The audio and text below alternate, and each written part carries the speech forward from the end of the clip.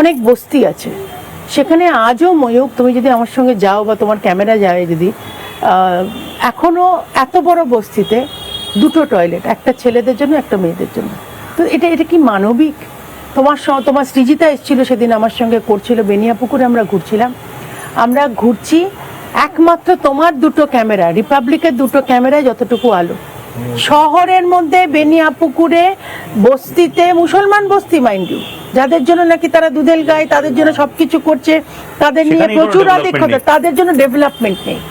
So therefore আমার তাদেরও বলা যে আপনারা কি এইভাবেই থাকতে চান, নাকি আপনারা ডিসাইড করবেন যে বিজেপি শাসিত যেখানে মুসলমানরা আছে তারা যেরকম সসম্মানের আছে, ভালো ব্যবসা করছে, মানুষের সম্মান নিয়ে আছে, তারা সেইটা চুজ করতে চায় কিনা।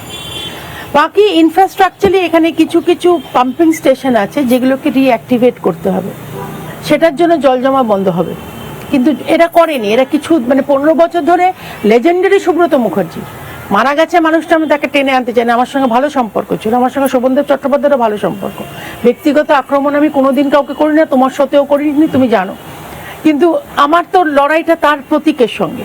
তাহলে তোমরা এতদিন সরকারে থেকে তোমরা কি করলে বালিগঞ্জে মানুষের জন্য? বালিগঞ্জ ইজ আ পশ এলাকা, সফিস্টিকেটেড এলাকা, তো সেই সফিস্টিকেশন বালিগঞ্জের কোথায় বাকি রেখেছো?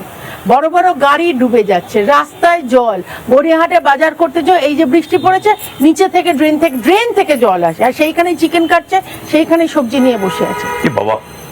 তো এটা তো ভীষণ বিচ্ছিরি অবস্থা। গড়িয়াহাটের মতন বড় মার্কেটে যদি এটা হয়, গড়িয়াহাট কি তোমার বিধানসভার মধ্যে?